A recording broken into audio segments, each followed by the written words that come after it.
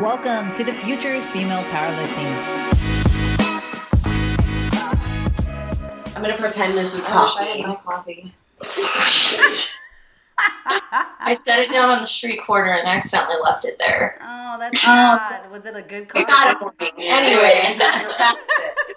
Anyway, we moved on. So you guys are prepared to go to the Kern today. Today? Is it you going today? Tomorrow. We're going to go tomorrow. Okay. And but so, a lot of people don't realize how far it is for us in LA. So we're making this journey today to get ready for going tomorrow. Yeah, that's right, because it's San Diego's kind of a drive for you guys, right? Yeah. When we went to the Anaheim Fit Expo, it took us like 5 hours to drive on a Saturday morning. Yeah. Wow, No, how long?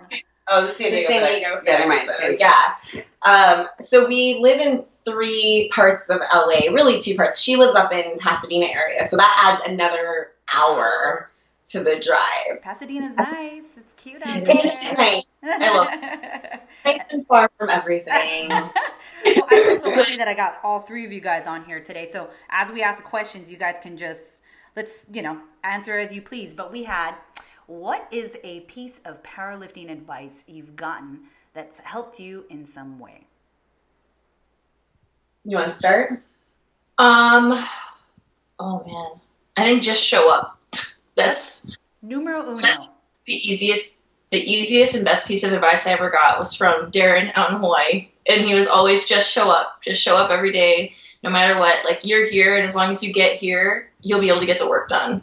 Especially having that team around you like we did in Hawaii. It was just just show up to the gym, and once you're there, you're not going to not do your workout, Yeah, totally. You're already there, so just show up. That's good. That's a good one.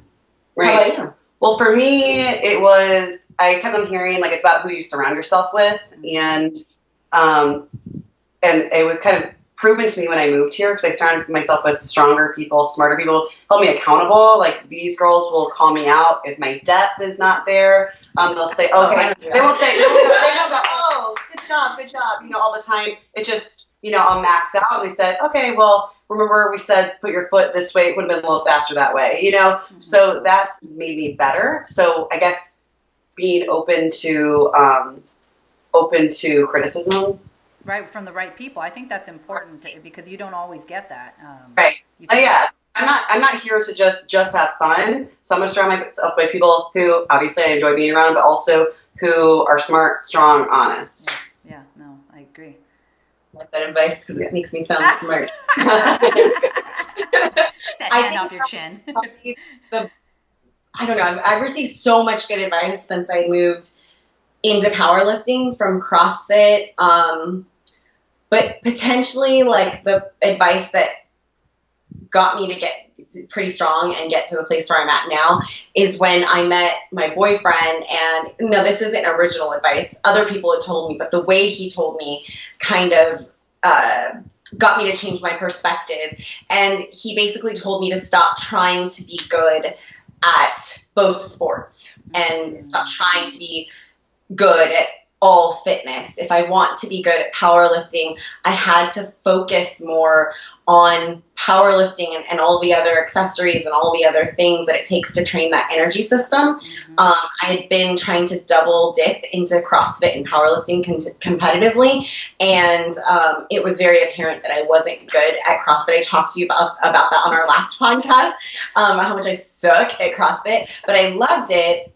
But it was robbing my gains, and it was robbing me of my ability to recover for powerlifting. Yeah. And so T sat me down and kind of gave me the more scientific principles of why I should specify at least seasonally for powerlifting. And it was literally 3 months later I got my first total, which was an elite total, and it just sort of snowballed from there. So I think the best advice I got was to try and at least seasonally, part of the year, focus on one principle at a time instead of trying to be okay at everything. Right. Do you think, was there a reason why you hadn't done that, or why you were struggling to separate those two? Sure. I had orthorexia. Yeah. I was addicted to exercise and addicted to trying to be as small as possible. Yeah. And I think if I could go back and really look at it in the mirror, that's what it was. But that's only in 3 years in retrospect, right? Yeah. In the moment, it was, I just didn't want to be told what I can and can't do. Yeah. But I think when I look back on it, I was just scared, petrified of gaining weight and losing my athleticism that I had gained from CrossFit, because it's a great collection of skills. Yeah. And I miss having that. Yeah. And I don't love having the extra few pounds that I have on from focusing mostly on powerlifting, but I could manipulate my diet and change things now.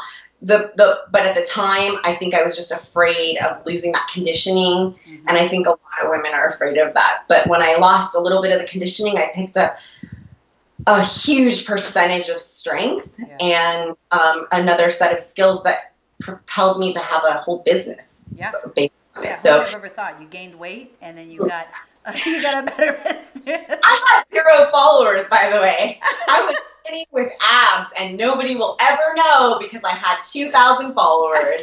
You probably had more than me, so that's okay. So, you guys are missing out. Ciarra, I used to live in the same building as Darren.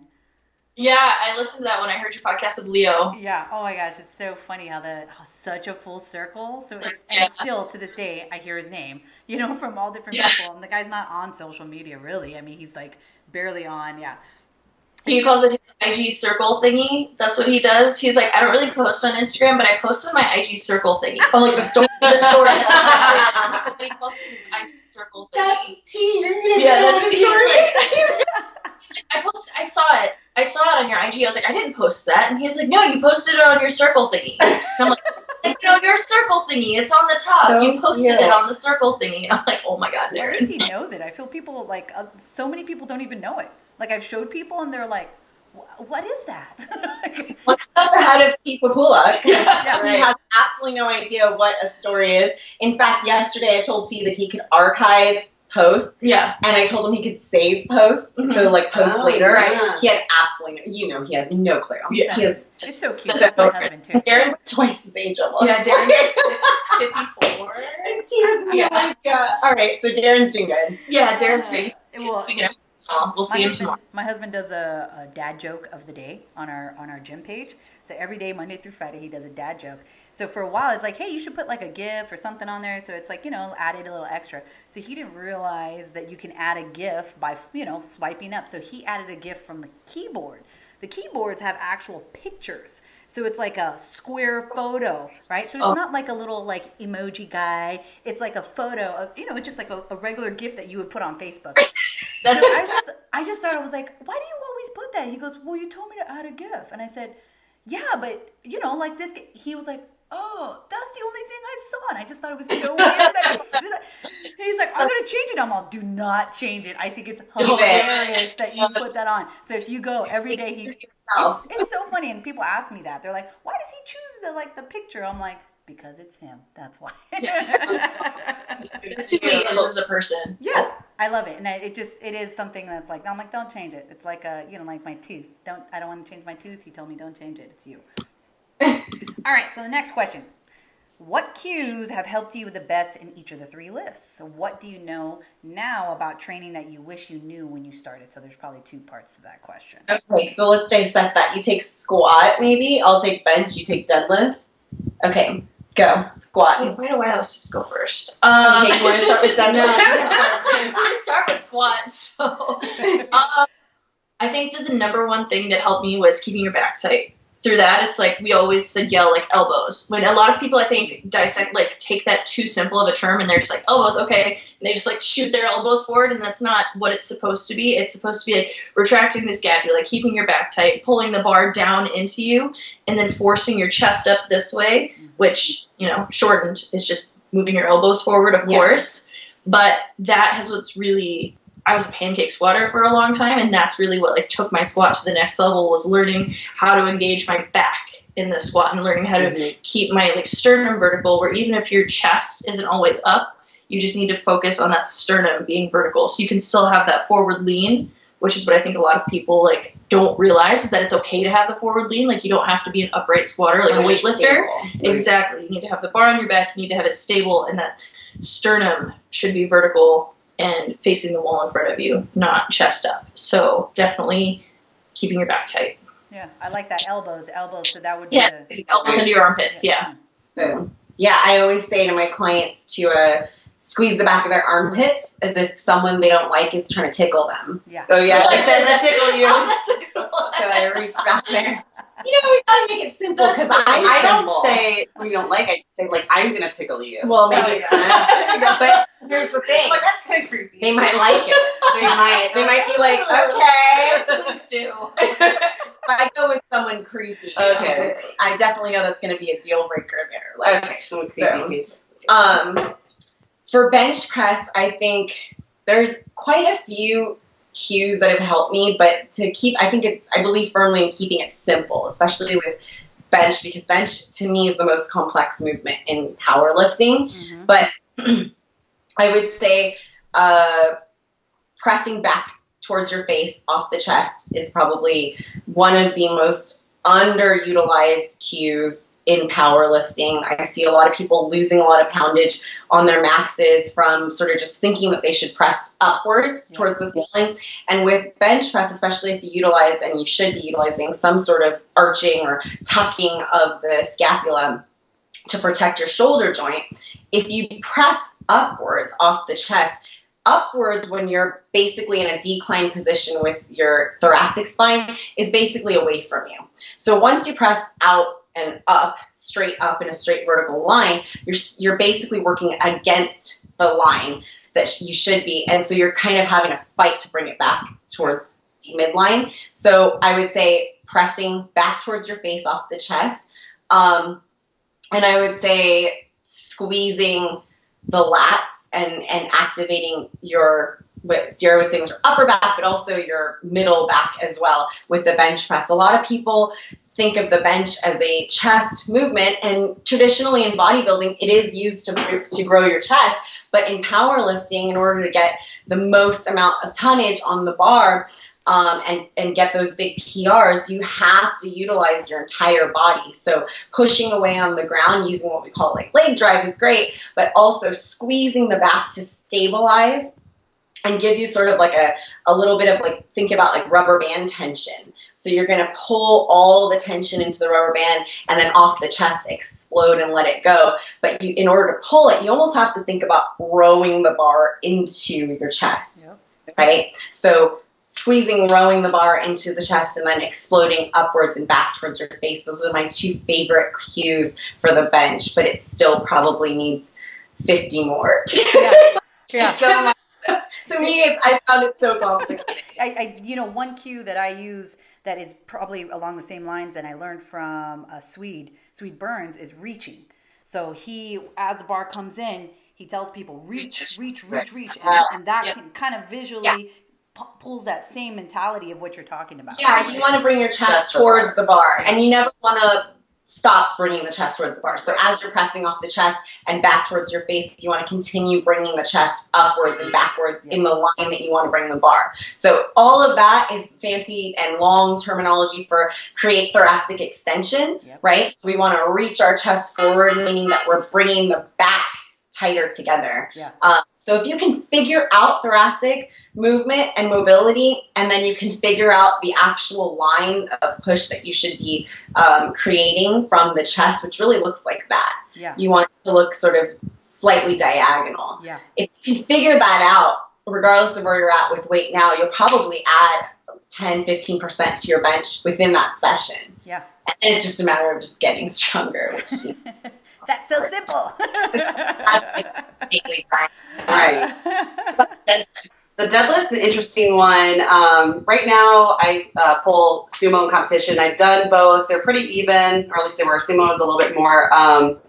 So it's an interesting one because it's going to be kind of different for everybody, right? Like the thing that I had to come to terms with was like I had to figure it out myself, like with my own leverages and all that fun stuff. But I'll talk a little bit about sumo first. But for me specifically, screwing through the floor and feeling like one and grounded with the floor was the most important. I see a lot of people approach the bar and just try to conventional it up. And I used to do that because I would deadlift with aggression and with sumo. And Amanda's really good at this because she can get in that aggressiveness. but also get that tightness. Yeah. So practicing your technique is super important, and also creating that tension before you pull. Because if you go up there and you grip it and rip it, like I love to do, you're gonna have problems towards you're gonna have problems towards the top. Yeah. So getting nice, and you'll hear this all the time, getting nice and wedged in, screwing your feet through the floor, and getting that tension in your glutes and pressing your knees out as you pull the slack out of the bar and try to bring that chest up is going to be a much better position. Now, when I do that, I'm still kind of like scrunched forward just because my legs are so long, but that tension is what basically starts to propel it up. There's nowhere else for the bar to go but up. There should be no clanging of the weight of the bar and the weights. That tension should be already pulled out and then push. And then also the patience. I like to show my clients Steffi Cohen's pulls because I say, look, she is pushing for the ground for like 5 seconds, and then it comes up super easy because she has created, it's kind of like bench. If you get that technique, the weight, it's just be a hydraulic. It's just going to kind of go up. You have that tension, you have that power, and it's just kind of, we're all sumo pullers. Yeah. Right? Yeah. Do you have anything to add with sumo?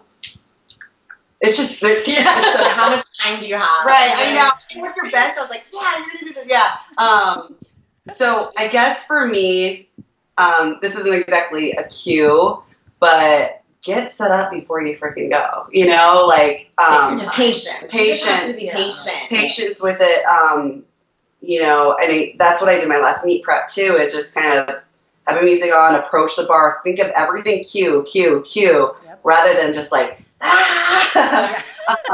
which as I get better technique, maybe I can bring it a little bit back. But for me, patience and thinking about actually using my legs. My chest. Isn't that funny how I have to think the same thing? Like, don't forget about your legs. Like, you're just so thinking about everything else. That, to me, that's almost the last thing I think.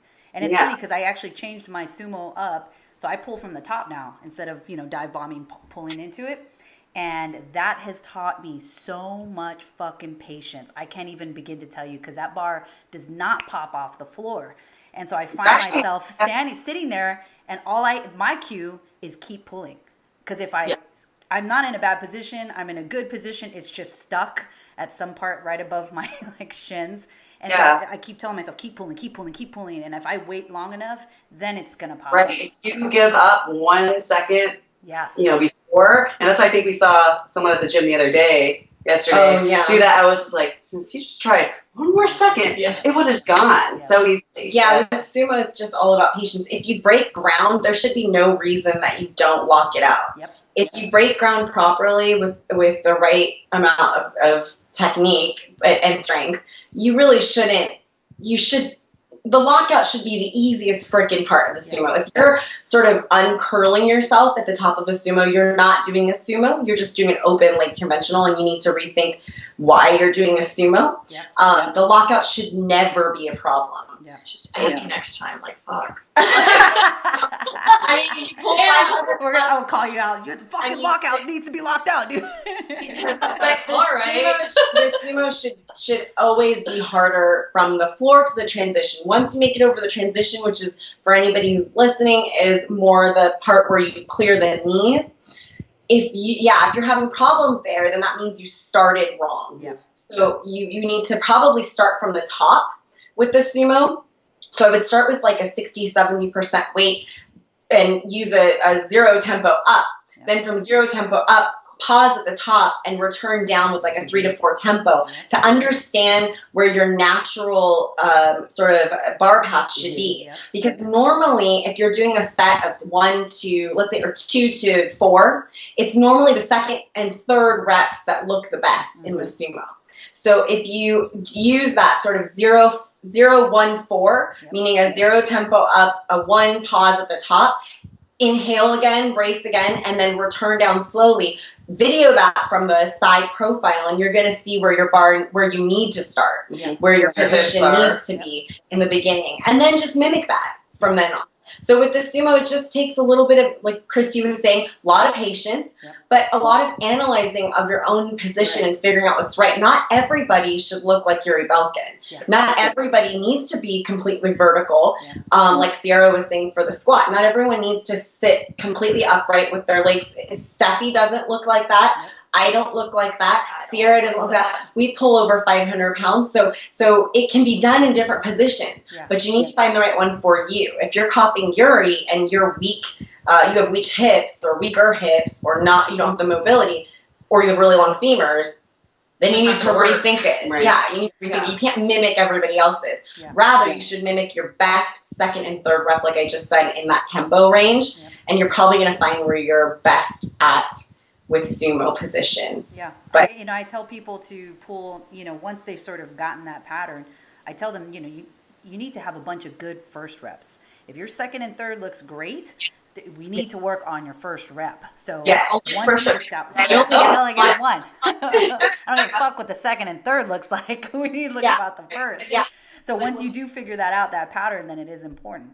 Yeah, it's like as upright as possible for you.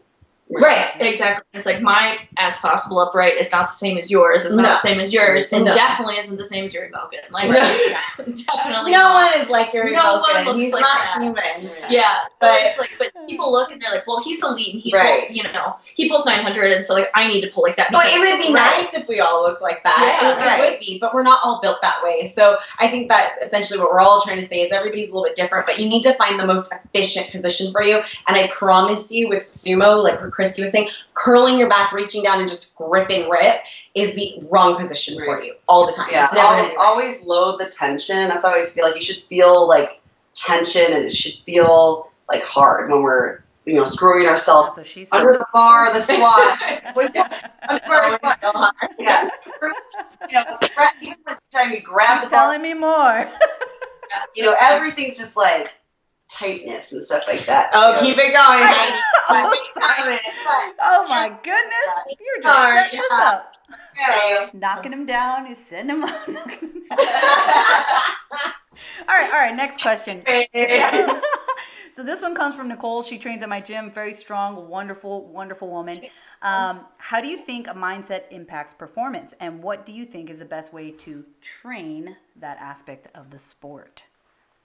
Ooh. How do I think mindset affects performance? Is that what the first part was? How do you think mindset impacts performance, and what do you think is the best way to train that aspect of the sport? I'm gonna put your mind, and I'm gonna disagree with probably whatever they're thinking of saying right now.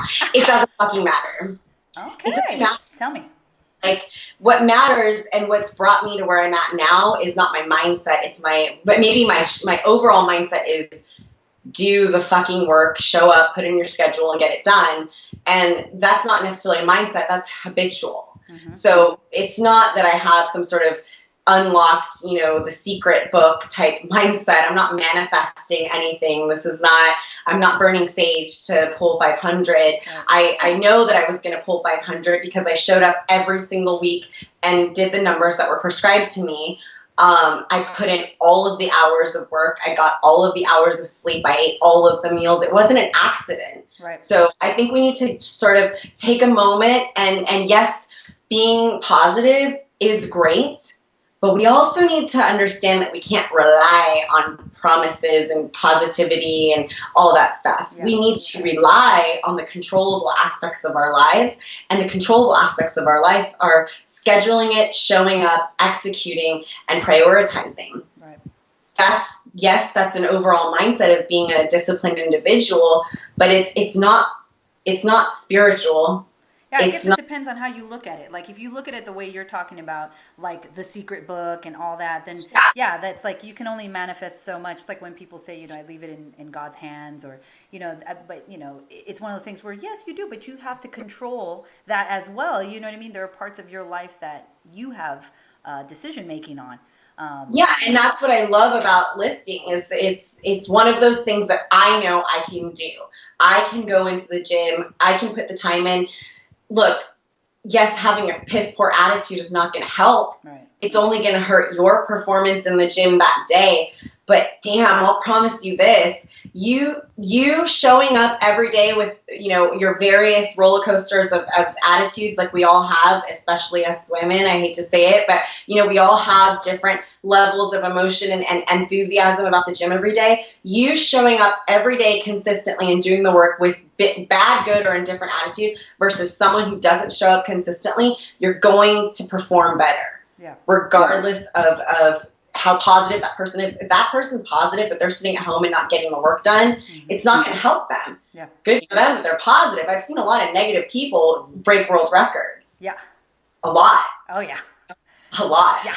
So I think it's just important to go back to that because sometimes we get caught up, and we all three do, in how we're feeling. Yeah. And we all have to remind each other, girl, I know that's how you're feeling, but you just got to get the work done. Even on the worst day, it's better than just not showing up. Yeah. So I don't mean to say that a positive attitude is not important. It is important. And don't come work out with me if you have a bad attitude like that, because you're going to be kicked out of my crew. But I think that, we all have to push through some really tough days in the gym with each other, regardless. It might be something that has nothing to do with the gym. There's days where all of us are in the gym, and for different reasons, we're all breaking down and having emotional outbursts. Oh, yeah. That has happened just recently. So, and so, yeah, would the session be better if we were all in great moods? Possibly, yeah. But we still show up and we get it done. And I think when you're having those days where you're not feeling your best and you're not feeling motivated, it's the action of showing up that gives you that instant gratification that you are doing something for yourself and that you're worthy of your goals. So did you guys do anything in particular that might be like maybe to help level that? Like, do you meditate? Do you pray? Do you journal? Do you do any flow? Do you microdose psilocybin? Or like, is there things that you like that? You're in LA. Let's not out of the word, okay? I Starbies every day. I definitely agree with Amanda. But you've developed that confidence that you trust the process that you're in, that it's going to work out. For me, who's more of like a mental lifter, like I failed lift because I don't believe in myself. I don't believe that all that work I put in will make me that great. So I'm still kind of working on that. So mindset for me, day to day, I'm going to do the work. I'm going to my breakdowns. I might have a shit day. I might have, not be the most positive. I might tell myself I suck and stuff like that. That's fine. I'm still going to get the work done. But when it comes to meet day, I do have to, the mentality aspect comes into play a little bit more about putting my mind, the emotions out and my mind more into the work so I can have more of a mindset like Amanda of this is the work. I'm doing this work. It has nothing to do with all this other shit. So I'm going to visualize me succeeding and not failing. That's like that little part. Yeah. It's not a big part of everything because most of it comes from the process of doing the work every day. But for me, I'm getting the bar and go, I don't want to go in the bar and go, oh my God, I'm not going to get this. What if I don't get this? Well, yeah, so that's a given. But I have to train my mind a little bit so I'm not like that just because of where I'm at in my own life. Yeah, no, that's a given. Right. So on performance day, I should say it's a whole different ballgame when it comes to like your mindset because there is a whole another level of like nerves and self-doubt that comes into performance day. I would still say like going back to like remembering that the work was put in and that you earned your way there is a really good tool that we all use on performance day. Don't get me wrong. I get nervous for everything. I'm not even going to do a large, Christy did the Fit Expo this past January. I will not do that ever because I'm not a crowd lifter.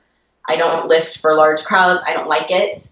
It's not my forte. This one traveled all the way to Australia to try, compete in a huge Arnold Expo. That's just not my forte. So obviously mine does play a huge role on how I perform as well. And I would say there is things that I do sort of cerebrally to control my mind. Mm-hmm. I just don't, I guess it's not as like fun and like, memeable, you know what I mean? It's not, I use a lot of sports psychology to use visualization So you asked me about tools and things like meditation. So I wouldn't say that I meditate, because I don't want to insult the process of meditation. I do practice controlled breathing. I suppose that is very closely aligned with meditation. I try to do that as frequently as possible. But within that controlled breathing, I normally spend at least 20 to 30 minutes of visualizing. And I will say that visualization helped me a lot when it came to me getting injured.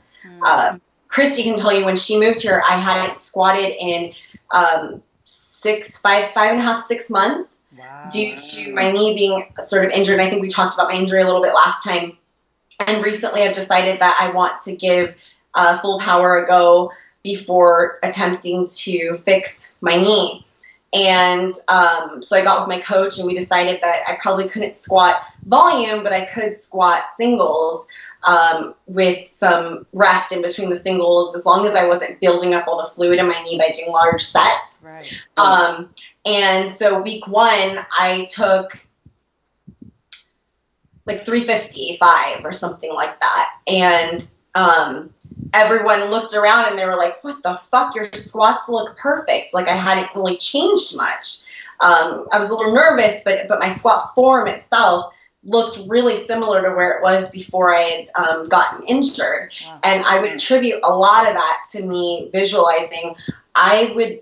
Sounds a little obsessive, but I spent hours and hours, especially in the beginning stages of me being injured, re-watching my own videos of my squat in fear that I would forget how to squat. Mm-hmm. And then from there, I didn't need the videos anymore because I literally would meditate or control breathing, and I would visualize myself squatting so much that I could almost feel it. I could almost feel the knurling in my hands. And if you ask my boyfriend, I don't know this personally because I don't remember, but he told me that I actually dream about squatting, and he can see me sort of like bracing my belly and stuff.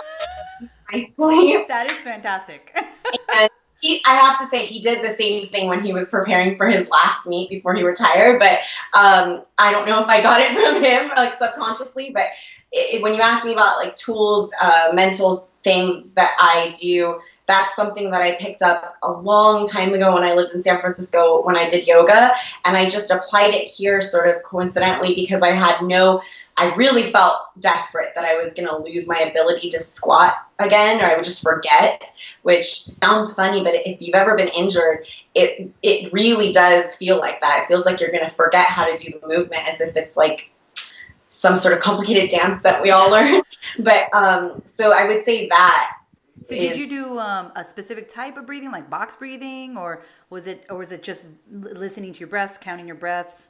Something. Yeah, it's mostly just counting my breaths. I find when I try to do like, I had gotten some breathing advice from like a physiotherapist and things like that. And to be honest with you, when I tried those methods, I felt so caught up in doing it correctly because I'm an athlete and a coach. And so I feel like I was overly analyzing it and getting caught up in the action and the technique and not in just letting go and letting it do what it was supposed to be doing. So I went back to my old yoga breathing of like a 5 count.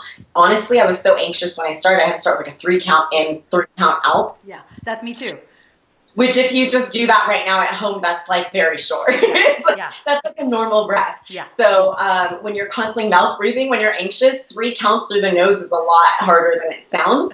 And, then you kind of just add seconds to each of those things. And that really, really does help if anyone's in that sort of funk. Even if you're not, I think that's a good tool. I think that's wonderful. That's a great tool I think somebody could use. And I've done something similar, not with lifts. So now that I think about it, it was more other things, just reliving and thinking about those things in positive manners with the breathing. And it's funny, when I tried to do specific type of breathing, I got more anxious, and then my breathing was more shallow. And I'm like, this sucks. I can't like do it this long, or I can't hold it this long, or I can't push it out this long. And then, so if I just it's like a sport. Yeah.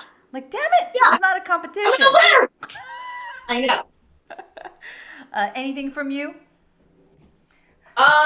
I journal every day. Okay, that's cool. Every day when I wake up. Yeah, I like wake up and I like say like 3 nice things about myself. Oh yeah, I knew that. Yeah, I say like 3 really nice things about myself. I say 5 things that I'm grateful for that I have already, and then 5 things that I'm grateful for that I don't have yet. Wonderful. So like kind of manifesting it and like bringing it into myself. So like when I was getting ready for Australia last year, I was like, I am grateful for a 200 kilo squat. Right. I'm grateful for a 507 deadlift. I am grateful for, I don't know. It would be, or like my car. I manifested my car when I had it. I put it on a vision board. I had a vision board. I don't have it anymore, but I used to have a vision board, and I had a blue Honda Fit. And it was on my vision board, and I wanted it to be a manual, and I waited, and I waited, and I waited. And probably like a month later, that's how I found my car. Dreams do come true. Yeah. You can get a Honda Fit too if you try hard enough. I was thinking it would be a Corvette, maybe a Lexus. She said a Honda Fit manual. Yeah, I wanted it. I wanted it to be blue. I wanted it to be a manual, and I wanted a Honda Fit, and I did. And hey, for everyone listening, we are staggered in age. So for a lot of you guys that listen to Heidi's podcast, you guys are probably more closer, it seems like from the feedback I got, to Ciarra's age. Ciarra's 24. And I'm almost 34, and Christy's 29. So for some of you, a Honda Fit is on your vision board, and you get that shit, girl. You get that you shit. lived in Hawaii. You know what it's like? I had like a 98 Toyota Corolla that I replaced every single thing between the front wheels, including everything in the engine, like all of the oh my god, like wheel bearings. It's from like wheel bearings to brakes. Every single thing that you can replace on a car, I replaced, so that I needed a new car. And you got that car. I needed it. You got that 200K. You got that 200K squat too, bitch. You got that. So it's like, I don't know. I just write things and I pretend that I already have them. Like, I'm grateful that I have this because it's already mine. Exactly. It's already mine, so I'm grateful for it. But as far as like lifting goes, I'm kind of with you. I'm not motivated at all, ever. You're just disciplined. I just go to the gym because I don't have any other choice. Mm-hmm. Like, it's so automatically part of Ciarra's life. Like, Ciarra grew up with athletic parents. Yeah. And so when I met her, I really related to her work ethic, which is strange because I'm 10 years older than her. But she does have and same with Kristy, they're both very, very dedicated. Yeah. But I wouldn't use the word motivated, because on most days, I mean, I know these girls very well, we're not motivated. We're just not. Like, we talk to Peter all the time, and I'm like, my boyfriend, and I'm like, I don't want to go to the gym today. We don't want to go to the gym. I don't want to go days. fucking bench. Like, I don't want to go deadlift. Some days you feel like your arms are on fire and your knees are popping and your back hurts. I don't want to go. But go to the beach. Yeah.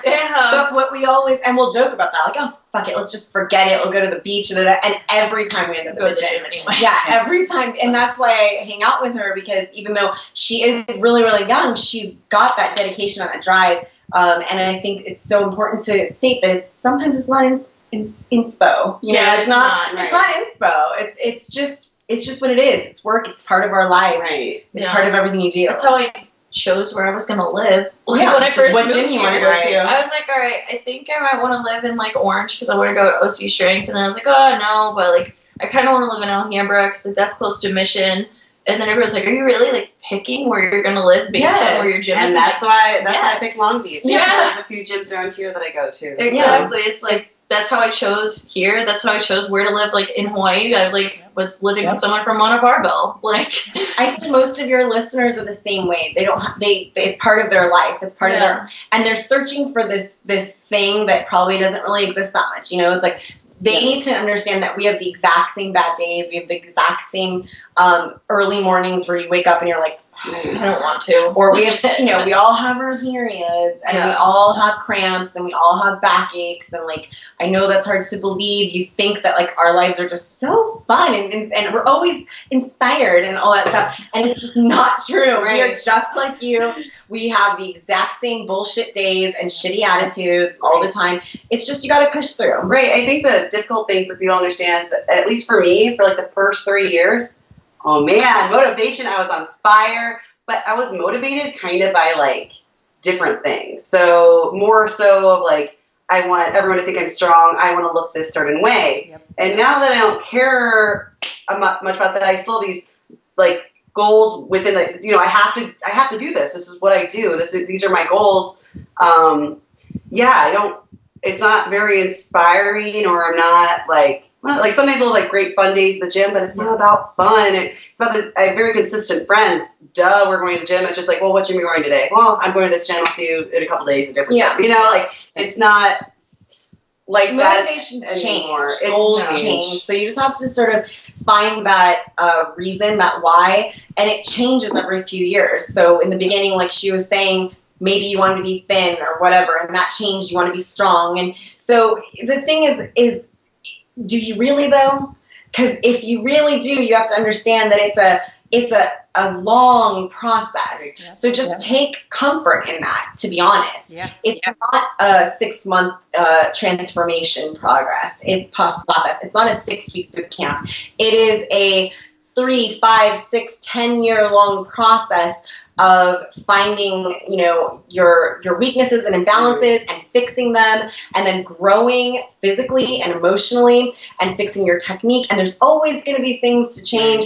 And then one day, 5, 6 years later, you go, well, shit, I'm really strong now. And you wonder, how did I get here? It must have been all that motivation. No, it was just that you went one foot in front of the other. And as your goals shifted, you shifted your direction, and you just continue to look at the work that's right in front of you, the workout that's tomorrow's workout, today's workout, and don't get caught up in what we're doing and thinking that you need to be there tomorrow, because that's not going to happen likely for some people. And don't get caught up in the steppies and the whoever. Just focus on you and your work today and this workout. Right. And what a lot of people ask me is, how do you deal with a bad workout or a bad day? And it's like, well, you know, maybe 3 or 4 years down the line, you'll realize that bad workouts happen all the time, and it doesn't matter. Yeah. So it doesn't matter if you have one tomorrow. Like, it's going to be okay. It doesn't define how strong you are or anything. Or the process. Or the process at all. It's part of the process, so get over it, and, you know, maybe next workout or next month will be better. Next year will be more bad workouts. Right. So just that, you know, don't let one bad workout lose your motivation, because there's going to be so many. There's going to be so many. And in the beginning, I think there's a lot of good days, right? I mean, I just had somebody the other day say, I've only gone up 20 pounds in my bench, and I went up 50 pounds in, oh no, this was in one of the blogs. I went up 50 pounds in both my other lifts, but only 20 pounds this past year on my bench. What am I doing wrong? I was like, fuck my life. Like, if I could go 20 pounds in 3 years on my bench, I'd be fucking stoked. Right. But, you know, it's just a perspective. And I think that is like sort of a training age too. When you're new into it, I think you expect this to keep just going. And then once you hit a wall, that's when I think you do question your motivation. Well, is this me? You know, and then you really have to stick with it and tell yourself, like, okay, I want to powerlift because it does more than just define me on my strength. At least for me, and I tell people that as far as like motivation goes. I think that's kind of where it's like really important to find your why. Like when you hit the wall and like you injure your knee or you injure your back or you just really don't want to fucking do anything and you just want to sit on the couch because you're depressed, like that's where you really have to know what your why is. Yeah. Because like at this point, like I just don't have a choice. Like I could go to the gym or I could like, you know, stay home or no, I can't. I literally can't even stay home. I can't even fathom what the fuck I would do if I didn't go to the gym. For money anyway. Right. Yeah, exactly. It's like, oh great, I could go back to being a secretary. Wait, I could go back to waiting tables in Iowa. Like, or you could just be like completely out of shape and hate yourself and not literally, breathe, lower energy. Yeah. I could go back to Iowa and wait tables. I would want you to lift if you went back to Iowa. No, like that's it. But it's just like what else? Right. What the fuck else am I gonna do? Right. And I'm excited for my clients to listen to this podcast. I train mostly beginner powerlifters, and they start in that stage of all that super fast progress. Yep. And once it starts to slow down, they get so discouraged on themselves. And I love when they break out of that and realize it's just training life. That's what it is. It's not all about your first meeting this big PR. That's just a start. I always think like when they hit that mark, it's like these perspectives. Yeah. Yeah, I think like once they hit that mark, then you've made it. Like you're not a newbie anymore because now you hit that benchmark and now you're with all of us really scraping to get by to get some good numbers. But yeah, that's so funny because that does happen a lot. All right, this one is specifically for the Puerto Rican, unless either of you are Puerto Rican. Are you girls Puerto Rican? They are not. Okay, so then it's just you, my Miss Haparican. Oh no. Being a fellow Puerto Rican, it's not bad, it's funny. I want to know, what Puerto Rican food do you like the best? And that's from G. Contreras. What is your favorite Puerto Rican food? Do you have, maybe you don't like Puerto Rican food. Oh, shut up, Heidi. Puerto Rican. Instagram knows I love all like Caribbean food. I love like my friend Anna Smash. I don't know if you guys follow her, but you should because she's the shit. I was just talking to her this morning. You just talked to her this morning? So did I. We have to keep this Puerto Rican connection going. Yep. But Anna and I always talk about our plantano power, that we're fueled by plantains. So I definitely think tostones are like my favorite go-to like snack. Yep. And I found that if I make them in the air fryer, which I put on my story and everyone talks to me about it now, is like a super low fat way to make tostones, and they taste so good, y'all. You have to try it. Okay, so I haven't tried it in the air fryer. What? I hadn't tried it in the air fryer, and when you put that on, I was like, what? Did you do it? I did it. My mother-in-law has the air fryer. I went on fatty mode. I deep fried it. You need to get one today. But I mean, I like everything. But I would say the one thing that I eat most often is tostones now that I know how to make them without frying them. Yeah. But what's your favorite PR food, Heidi? Pasteles are always going to be my favorite. You know, I only eat my grandma's one, and in Hawaii they call them pateles. They don't even say the S. And I always laugh about that because they just don't know how to say it right. But yeah, pasteles and arroz gandule. I don't make gandule because... Yeah, my husband doesn't like gandula beans, so I make. Yes, dude, I know. I said he didn't like coffee either. It's like, how did I marry him? But he doesn't. I make Spanish rice, so I just don't make it with gandules. But that would be my. Yeah. I remember that. Yes, gandules are probably my favorite large pot dish. Mm-hmm. But I like arepas too, a lot. Do you? All the stuff that I shouldn't be eating, basically. Fuck yeah, those are so good. Hashtag RP Strength is probably not going to see this. So yes, I really like arepas and arroz gandules a lot. But thank you for that question. Now I'm hungry. Yeah, right? Well, before I let you guys go, I know that we had had a bunch of questions. And this time I was a little taken back by the questions when we had posted this picture. So we do, for those of you listening, we do every once in a while I'll post a little golden mic. And when I posted that golden mic, I got a bunch of questions out there. And there seemed to be something that was going on with you and that I didn't know about. And I don't know if anybody knew about. Yes, you, the Puerto Rican in the middle. And I just wanted to see, how's everything going? And maybe you can talk a little bit about what's going on with you personally. Sure. Well, that was very kind of you because I did get a chance to take a little look at your comment section and it was pretty lit. Yeah. So thank you for being gentle with that. But, personally and professionally, I have to first say I am so grateful for like my life and everyone in it for the most part. But, no, life is great. Okay, that's one thing I want to say. I don't want anyone to feel sorry for me. That's why I haven't talked about a lot of these. I haven't talked at all about this issue on my own platform because I don't want to.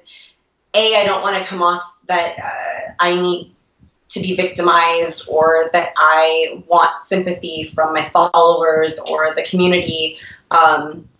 So B, I also have so many other awesome things going on that I don't want to. I really don't. It's not that I don't want to. I kind of don't have the luxury of using my Instagram and my social media to focus on some of the negative stuff because I've got so many things planned with new sponsors and new clothing that I'm dropping and a new website and all that stuff. So lots of good stuff happening and new clients, all that jazz. So I haven't wanted to talk about it. But since you posted the golden mic and you asked for questions, and I saw so many, and it coincided with some news on my end, it is probably a good time to talk about it. And so basically, what month are we in, guys? It's almost May, right? It's almost May. So like 4 months ago, 4 months ago now.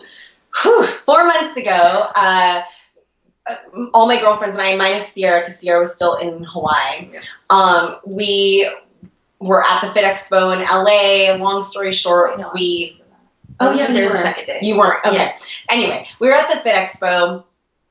We took group shot pictures like we always do, and I competed.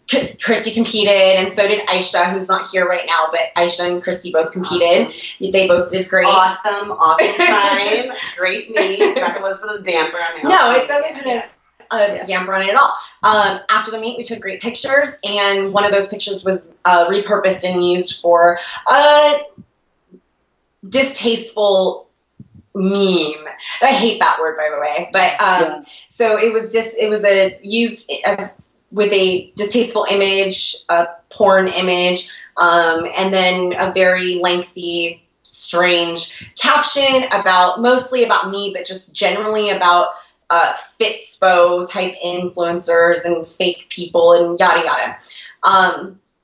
Not that big of a deal. I did wake up to tons and tons of messages about it from friends and people that wanted to let me know that it was out there. I made a statement about it very professionally and never named anyone. Still to this day, we have not talked at all publicly about who made that post or who was behind that, because that doesn't really matter. And I asked everyone on my page to please not, if they do know who made that, please don't contribute to it. Don't attack that person. If you flag it, things like that, totally up to you. But I would suggest that's the way to deal with it. Don't get nasty and on their level. And that was all I planned to say about it. And that sort of spiraled into tons of posts being made. And long story short, it spiraled into me being posted about or sent messages to myself via tagging me or via direct messaging me for the next 3 months straight. And small breaks in between where I thought it would get better and go away, so I never really took the time to talk about it. But it got to the point where I would be posted about in real time when I was out here in Los Angeles at a gym. I would have a post being made of me in that time, in that space where I was still in the gym. It got to the point of people saying that making death threat type of posts about me, memes that were using violence against me. It got to the point where people were making rants about me, and at large, just my group of friends and women that identify like me, who may look like me or dress like me. And by that, I mean provocatively or, things, wear makeup and things like that. There was a lot of rhetoric being said about us in this really misogynistic, negative way, as a whole, just that we should be eliminated from powerlifting and from fitness and things like that, mostly powerlifting, I believe. And so it got to this place where I was feeling threatened and to be frank, like unsafe. And so, I initially brought it up to the USPA because the person or people that started that situation were USPA lifters and coaches and officials, things like that. They had ties to the organization. And since there is a code of conduct in the USPA, I tried to use that as a way to maybe get these people, specifically these people, because they are local people, away from me and my friends so that we could lift safely. And that took its course. And of course, when you take action against people, then there's backlash to that. Yeah. And that backlash got worse and worse. And it got to the point where I felt the need to reach out to get some legal help. And so I did that. And the rest of it is, we'll say it's sort of confidential and private, and I don't want to get too far down into it. But what I would say is One, I appreciate my friends, my family, and the community at large, the USPA, for supporting me on this. And two, that I want people to know that, you know, there's things being asked and said, like in your comment section, about why I would go so far or whatever, you know, alluding to the fact that I would look for attention in this situation. I want to pose this. It's just the facts. This is the first time I've ever talked about it. It's going to be the last time that I ever talk about it. I have never mentioned anyone's name, Instagram handle, location, gym, any of those things about any of the people that have done this to me. I am the only person in this situation who has had absolute silence about it. Neither have my friends, my family, my boyfriend, which is very hard for them. Yeah. I can speak for them and say that. It's very, very difficult for them. I have spent thousands of dollars on legal assistance, on taking time separately from that thousands of dollars. I have also missed work, missed sessions with my clients, missed opportunities with different brands because I decided not to post for a couple weeks or a week in general of no posting, but I felt it would be inappropriate for me to open up to do, you know, sponsorship posts, things like that, because I was very uncomfortable about being attacked. Wow. So there's been a lot of loss for me here. There is nothing to gain of me taking action to protect my safety, and I would never go to those lengths if I did not feel unsafe in real life. And so I want people to know, who are listening, who maybe don't understand the situation and are on the fence about how they feel about my reaction, to understand that I would, if I wanted positive attention, trust and believe me, I know how to get it. And doing this is not how I get it. This is simply and only an action for me to protect myself and my family, because I feel threatened physically and unsafe. And I'm sure there's people listening or people watching that maybe know an individual that's involved in this on the other side of it, and perhaps they've gone to a gym with that person or they've lifted with them, and they think that that person is, you know, a good, righteous, upstanding person, and that this all just got out of hand. Yeah. I want those people to think about it if the tables were turned. Understand that I don't know that person. I don't know them. And when I'm seeing violent images about myself, not just once, but upwards of 20 to 25 times in a day, when I'm seeing that type of thing made about myself, and I'm seeing it over and over again, and I cannot escape it. I block someone, I get a new page. I delete something, I see another thing. And it's over and over again. People need to understand that I don't know who these people are. I can't vouch for them. And I have to do everything in my power to protect myself. Yeah. It's not about my brand or my page or my name. Sure, it sucks when people slander you. I suppose I could take people to civil court and sue them for slandering me. That's not what I did. I took a measure to protect my physical being and that of my boyfriend and our family, so that we can feel at least like we have some sort of recourse if something does happen. It doesn't protect us.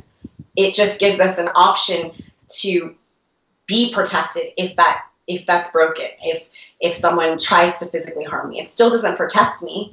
And regardless of what happened in court or with my lawyer or whatever, what's going to proceed in the future, it doesn't take away the fact that I'm still suffering from anxiety. I'm still having panic attacks. I still cannot take clients at night. I still don't go to my car in the dark. My boyfriend still circles my apartment in the morning before he goes to work. These are things people probably don't hear or expect or want to hear, because they think that these posts and trolling and harassment are jokes and they're funny, and they might be to you on your side of it, but they have real world repercussions on the other side of it. Yeah. And I realize that my account is public, your account is public, your account is public. People can say whatever they want to us. I am no stranger to negativity. All you have to do is follow my stories to see how lighthearted I can be about negativity. Tell me I'm fat. Tell me I'm a man. Tell me I'm on this or I'm that. I hear it all day, Heidi. I fill those things, sometimes dozens of those comments a day, and I don't even block those people. It doesn't bother me that much. I am not thin-skinned or hypersensitive. But when I feel like I'm being followed and that the people in my direct environment are threatening me, starts to wear on you. Yeah. And I think that as women, we're expected to brush things off as jokes a lot. Especially female powerlifters. Oh, well, that's what you signed up for. You want to get big, you want to, hang out with the big boys, then you got to take some criticism. Well, guess what? I do take criticism. Criticize me all you want, but you can do that in a way that doesn't make me feel that my safety's in harm. Yeah. Right? So that is where I'm at with the situation. I'm still working with my lawyer to make sure that I'm protected. But we definitely, as a friend, my group of friends and my family, we want to put that behind us and move forward in the right direction. But I also want to make sure that other girls understand that, it's not okay. You don't have to be okay with people sending you death threats or rape threats or things like that. I've heard some crazy stuff from other friends. Some of them have tons of followers, some don't. And it makes me sick to my stomach that we're in this point in our culture right now that this is so acceptable to treat people, women particularly, but people in general like this. Yeah. And I have to tell you that some of the things, and I wanted to bring some of them out and show you, but I think it's just not right. I think it's just not worth glamorizing some of this disgusting stuff that was created about me. But I will tell you this, that I don't have to dig that deep to think about what a reaction would be if it were not me, if it were a younger girl with lower self-esteem or more unstable mindset, because I was that young girl. Yeah. I was hospitalized twice for 5150 when I was in junior high and high school, and I've written about it and talked about it very openly. A lot of people know that about me. I've struggled with clinical depression my whole life, and I'm at a very, very good place right now at 33, 34 years old. But if this were me at 16 or another young girl at 16 or even older who has a weaker, self-esteem or maybe is a abuse victim like I was, this could not only cause harm from the person that's potentially threatening you, but this could open a can of worms of self-harm as well. So we just have to all take a moment and think about the things we're doing online and think about the responsibility we have especially as females, especially in the lifting community, to stick together and support one another. It's really taught all of us a lot about how we should conduct ourselves online. We've never trolled people in this way. We've never harassed people. I've never made a meme about anyone in my life. I don't know about you or you, but even though we're not actively out there trying to be, these aggressors of negative content, we all had a moment where we thought about, wow, I'm going to think twice now about what I support. Pressing like, commenting, or sharing some of these images is honestly, it's not as bad, but we're definitely giving life to some of this negative, disgusting stuff that could be really harming people emotionally. Yeah, I agree. And it's like even like gym fuckery. That page I used to find, or quarter squats or one of those ones. And I used to like be on the fence. Like some of it's funny, but some of it's really like dickhead. And then one day I saw somebody I knew on there and he was such a nice guy. Like, no, he did not full squat. No, he was like, yeah, I did 400, but it was a quarter squat. They fucking ripped him a new asshole. And I was like, realized in myself, like, I am like just blindly watching all this, not putting two and two together, because that's what social media kind of does. It allows you to disconnect and hearing about all the people and all the tags. And I can't even imagine like opening up my phone and having all these images repeated over and over. And I think that people who have big followers or people who are often on, like maybe like you guys, they're sort of looked at as like not human in a sense, where they called for it themselves. It's like, oh, you want to put yourself out there, then that's what you get. I mean, this like one of those comments I always say, it's like, oh yeah, you want to wear a skirt, then you deserve to get raped. That's an extreme comparison, but I'm saying like there's still people too. And when I hear about a lot of this stuff happens, like a lot of times it's like people just don't, I don't know, they don't humanize people who That's have a funny. big following. That's funny that you say that because, like I said, a lot of all of, I think, the people that were harassing me and creating or are harassing me, I don't know, are local people. Some of them I actually knew through the gym community, through the competitive community, and some of them I actually worked at the gym that they attended for years.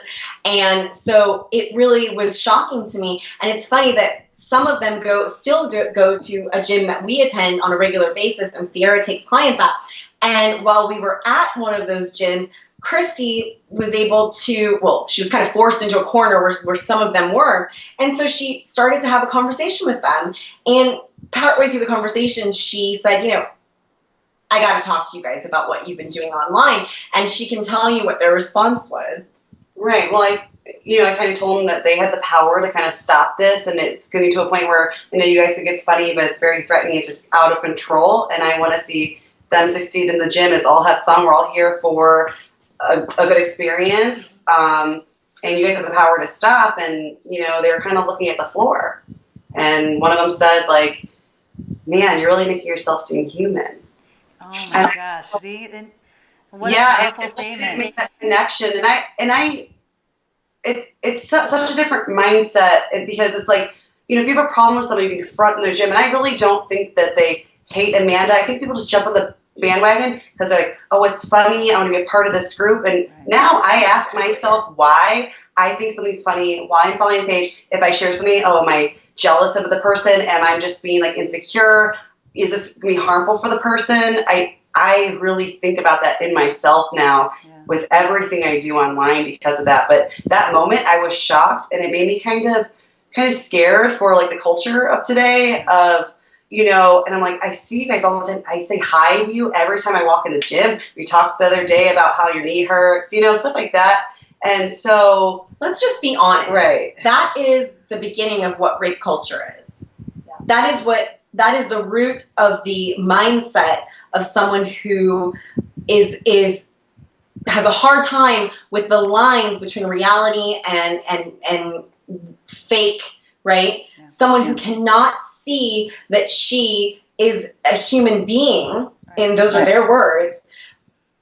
Well, then what, right? So you're telling me that you don't see me as a real person like you, or your mother, or your sister, or your girlfriend, if they have girlfriends, right? So if you can't humanize her, then attacking her either online or offline really doesn't matter as much, because she's not real, right? And that might be harmless and benign when it's a funny little meme or a comment.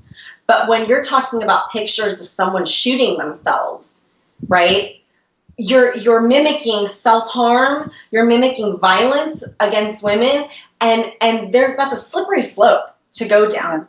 And we feel so detached from it because it's an image, but I promise you it's much different when it's you or your friend or your family. It's very different. And I just implore women to, don't go along with stuff like that. And we're all guilty of it. We're all guilty of seeing some bullshit online and going, and LOL, and liking too, because it's someone that you may be friends with, right? Someone on your team, someone you work with, so you give them a like. Well, what if someone that you train, someone that you're friends with who suffers from severe depression, or someone that meme pertains to, sees that you like that type of stuff? Is that the image that you really want to be sending to the people in your life? And for us, for our future clients or current clients, no, it's not. So it really does give me some pause, makes me think about my actions, not just what I post content-wise, but what I like, what I share, what I contribute to. But certainly what I post. I mean, there's been times where I'm very spicy, obviously, and my tag is, strong and salty. Like, I definitely have opinions, and I'm vocal about them. And there's some things where I look back a few years back in my history, and I realize, I should have just shut up. I should have just let that play out. Or instead of attacking someone for something they did, or flippantly saying that they were wrong, maybe I should have hit her up and say, hey, what were you thinking when you did that? What was that choice all about? Because that's what community is about. It's about talking and outreach. But this idea that we're all separate and we're not human and we don't have feelings, that's not community. That's not what powerlifting is supposed to be. It's not what any microcosm is supposed to be. It's supposed to be about us reaching through the fourth wall, the screen, and having conversations with our fellow competitors. And humanizing each other, because we are real people and we're all gone into this sport because for whatever reason we probably felt some sort of emotional baggage in our life. Yeah. It's not normal to want to squat 500 pounds. Yeah. It's not normal to want to crush yourself weekly with weight. So we all come into this with some emotional baggage, including the people that attacked me. I understand that they want to lift and power lift probably because of the fact that they have horrible social skills, which they clearly do. I get that. And I want that for them, but I want to be safe as well. Yeah. I want them to be able to use, powerlifting as their outlet without having to attack other people and make especially other women, feel unsafe. I don't think that's too much to ask, and neither does the USPA. When you do stuff on the internet, it has real life, consequences. Yeah. It does, and it needs to stop. It's it affects people in real life. Yeah, and I think that's interesting. Go ahead, Ciarra. Oh, okay, go ahead. No, you can. Oh, I was just going to say that I think that's one thing I always hear is that, in cases like this where there's a picture or a meme floating around, it's always like, it's just a picture. It's just a meme. Just shake it off, and you taking it too seriously or da-da-da-da-da. And I think that it's pretty evident now with the way we find children who are depressed, suicidal rates for young people are up. To me, that there's a correlation between that and things that are happening online with social media. And to say that, you just shake it off, it's been done, don't even, to say these things, I think is naive. And I think that you are not giving enough value to how this can affect people. And it's a scary thought to actually think, all right, well then if I really have to think that this is something that would affect people, that means I have to be very conscious of my behavior, like you're saying, of what I like, what I share, what I'm laughing to, and I think that is threatening for some people to actually think, well, that actually relates to the kind of person I am. It's not, I was just laughing. Right. No, this is actually now part of who you are and your personality. I think that. I personally do. I don't know if you guys do, but I think that some people are like, they sort of try to detach it, but I think it's so they think there's anonymity in their handle. I think that when they log on, that they are a different character. And I often hear people say, I'm sure all three of us do, when they meet me in person at a meet or at a convention or whatever in the gym, people often say that one phrase of, you're just like you are on Instagram, which is like mind-blowing to me because of course I'm just like I am on Instagram. I'm not a trained actress. Yeah. I am a power lifter. I'm a certified personal trainer. The closest I got to an actor was doing their makeup when I was 20. You know what I mean? I'm not an actor. This is not a personality. Yeah. Now, I know the lines are blurry because I have a business. And I get that I have to act more professionally than some of them do if they have a 9-to-5 job. I understand that.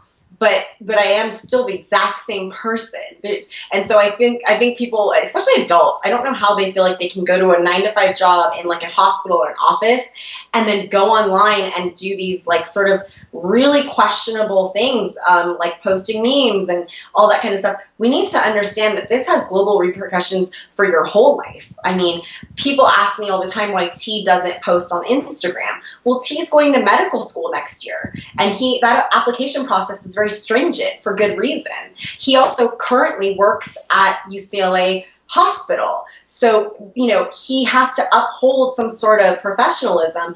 And when you go to apply for medical school, or when you become a physician, you get a DEA license, or when you go to nursing school, like your boyfriend, you're subject to getting your social media looked through. I just had this conversation with somebody, and she doesn't have her real name on her handle, One Strong Doc, because she said that the recruiters. She said that recruiters will come in and look, and I go, what? Yeah, and I was Right. like, no way, because I asked her, I don't even know your name, and she's like, oh yeah, I don't put it on there for the exact same reason. 100%. I mean, her and T have had that talk many times together. So funny. And I warn my friends who want to go into professions where, like medicine, that this will come back to you at some point, good or bad. So, you know, that we have to think about this. We're still in the early stages of social media and the internet and all that stuff, even though the internet's been around for a couple decades. The law and, you know, HR departments and all that stuff, our system at large is still catching up. We're still way behind. So what I would say is, you know, and so is powerlifting. I conversate with the president and vice president of USPA on a pretty regular basis now, and they've both told me that they're still trying to figure out where to go with this whole code of conduct when it comes to the internet, because it's very complicated. But what I will tell you is, if you hold, like these two do, positions as state or national reps, or if you have a certification with USPA or USAPL or any federation as a coach, you bet your ass you're going to be held to a higher standard. Yeah. Because if you're out there posting memes about shallow squats and it has a picture of a member of the USPA, you should not be judging. No. Because you're biased. Right? If you're harassing women online and making rapey type of jokes about them, you shouldn't be allowed to coach women under the guise of the USPA. Yeah. That is flat out just not appropriate. It's just because you're a reflection of the organization that you represent. Right. And I feel like if you care about powerlifting, I want it to be fun. I do it because it's fun for part of it, but I also want to be taken seriously. Like, it's fun. We can like talk about like being fat powerlifters. We can talk about powerlifters are like this and that.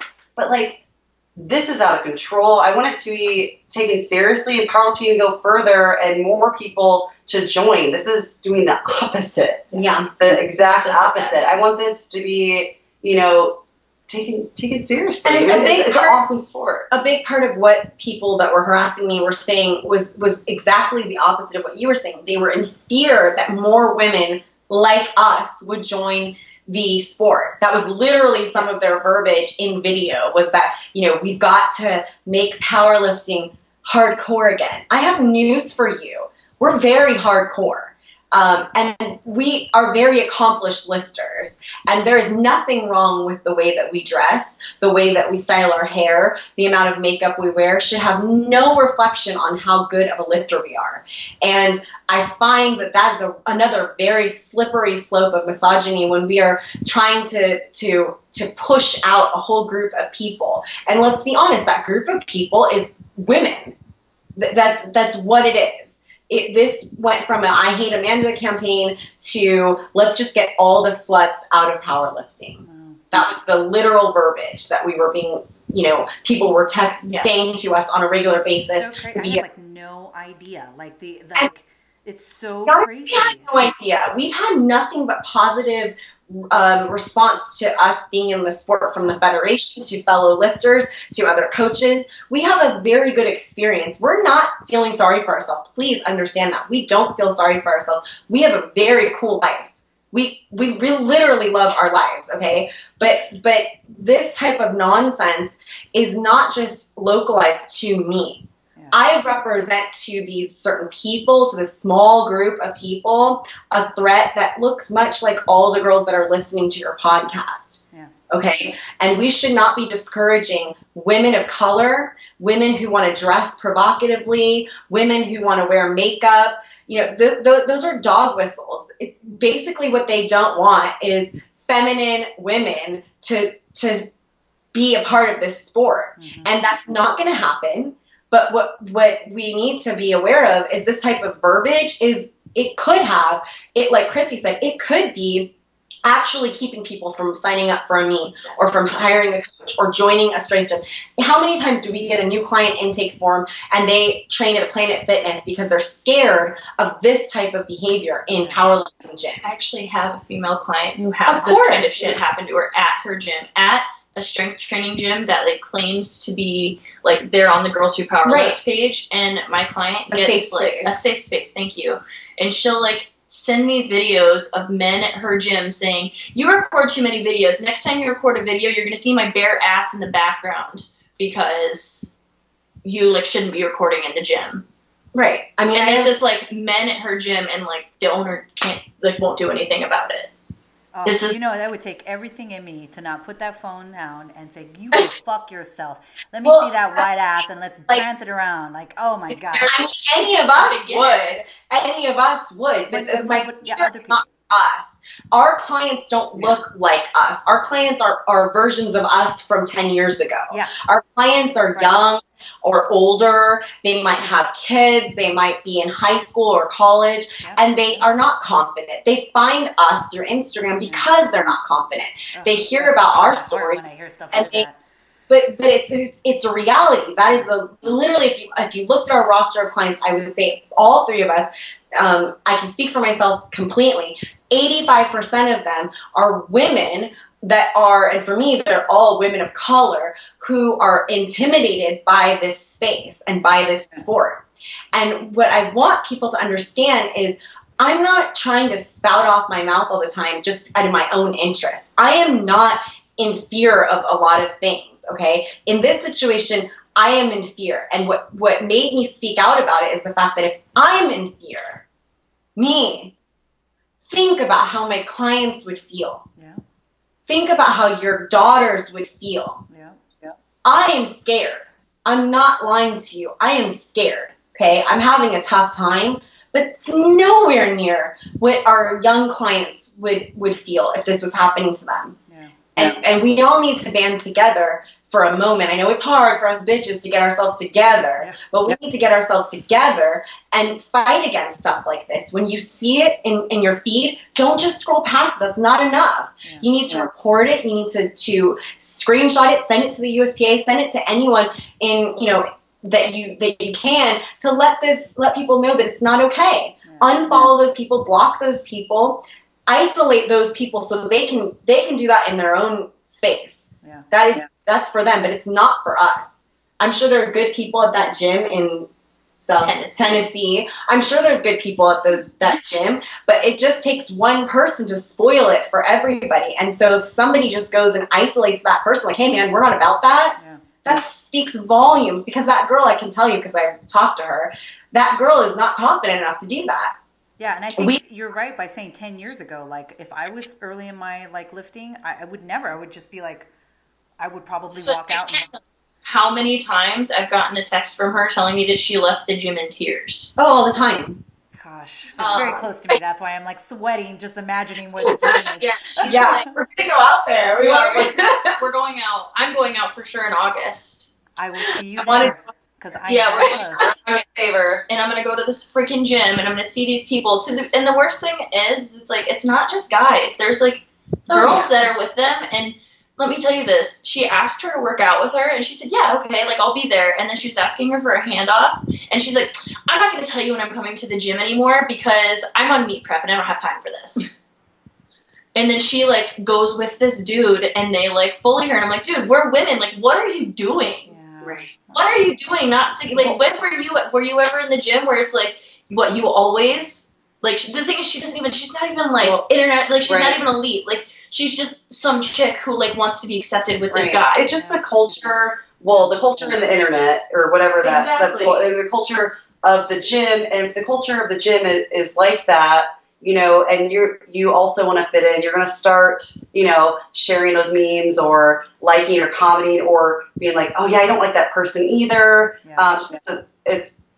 It's part of that culture to be inclusive, right? It's so much easier, right? So, those guys are the cool guys banging the weights out. You want to be a part of that. Yeah. But if you kind of step back and look and say, that's not who I want to be hanging around with. Yes. I don't want to be friends with those people. Why do I want to share that stupid stuff? I want to be like, I would, just it's up to us. Unfollow, block. You can work out on your own. And if you're in a position to speak up about it, and so not everybody is. Yeah. Our clients aren't, and so that's why we are choosing to use our platforms and our voices to speak up about it, because it's not right, but we also understand not everybody's in the position to have the confidence to do so. I know that my confidence puts me in a privileged position. Mm-hmm. You know, I know that I'll be able to recover from this anxiety that I'm experiencing right now. I know that I have a support system of good friends and a great man to back me. I have the support of, you know, my federation. I have that. I want other women to know that they can have that too. Yeah. It may not be in their gym, but they can reach out to us.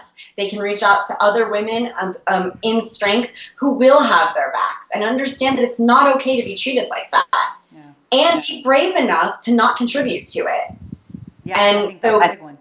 That's the biggest thing. It really is. And it really shows a lot of character when I see girls that are willing to. In this situation, I have people that have messaged me, dozens of people, and I'm sorry that I haven't been able to get back to them. I just want to say that here.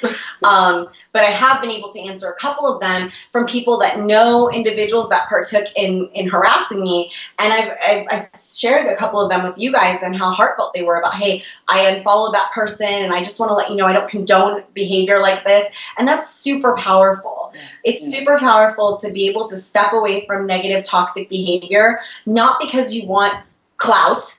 Mm-hmm. I love that word, by the way. Not because you want online attention. That woman who sent me that message got nothing out of sending me that, except for a peace of mind, letting me know that she was standing with me and that she supported me and she understood that I was going through more than a lot of people saw online. Yeah. And that means so much. Just reaching out to someone and letting them know that you see what's going on and maybe you're not in a position to say anything, but I'm here for you if you want to talk. Because we all see it happening, and a lot of times we're just not brave enough to say something. Yeah. So, you know, it's been an extremely fortunate thing for me to get that type of support from the community, and I want to thank those people who've done that, and I hope that we can walk forward now in a different direction. I know I've grown from it, and my girls have grown from it. I'm still not resolved, and I'm sure after this happens that I'm sure I'll still get more of it. And that's fine. It's going to happen. I'm doing all I can to protect myself in real life. But the bottom line is we have to do better. We have to be better people to each other. And this sport is so small, and it's such a tiny microcosm of people. And it's really just honestly, Heidi, this is just a test pool of like the greater culture at large. Yeah.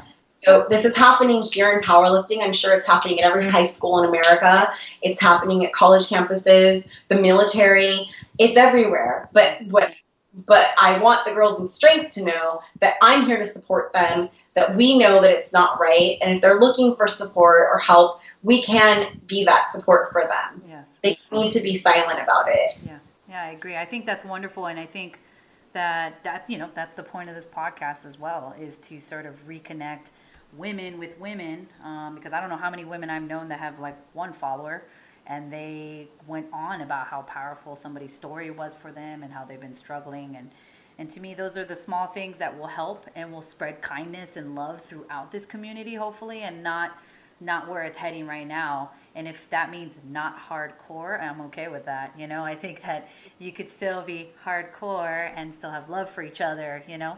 And I'm so thankful for you to share your story with me and everybody that gets to listen. And thank you guys for coming on and answering some questions and being real. And I like that, you know, because that's all I ask for people to be on here, is just be real and share your story. And hopefully that, you know, our listeners will get something out of this. And if you have, you let us know. You know, you reach out to these women here. And if you are struggling at your gym with your family, I've had women tell me that their families aren't supportive or their spouses, you know, reach out to us, because I think we've all experienced something in some way that might be able to help you. And sometimes you just need somebody to talk to, right? You know, that there isn't any, I mean, how often do we see powerlifters and then powerlifting women? You know, they're not, maybe in your community, but I'll tell you right now, you guys. Not anywhere else. No, I mean, like, listen, I'm like, I that's why we do free open gym on Saturday for powerlifting, because I was like, listen, there's powerlifters here, but they are spread everywhere, and they all come together. We all come together, and now my gym has more female powerlifters than males, which is like, it's so awesome. I'm like, look at this board. It's like the women's one is all filled, and then the guys is like just there. Not that it's any not, but I think it's wonderful that, you know, that we still foster this environment where we want to help each other out. And Yeah, 100%. And this sport is growing in general. I mean, I can tell you, I just talked to the USPA yesterday, 2 days ago, and they said that there's actually 4 more women registered for drug tested nationals this year than men. No There's shit. 254, 250. Yeah. So it's really rad. Like it's awesome. really, really cool to see how large this population is, how fast we're growing. We're the fastest growing segment in strength sports right now is women.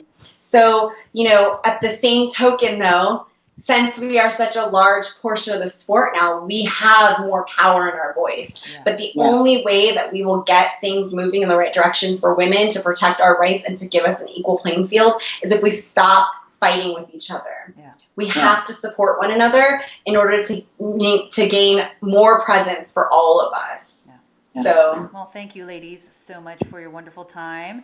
Take some wonderful pictures at the. Take some wonderful pictures at the current. I wish I could be there. I've been wanting to make it to any of these kind of things, but you know, when you have 3 kids and that other life, and then one of my kids is sick, and so it is what it is. We'll come to Tennessee.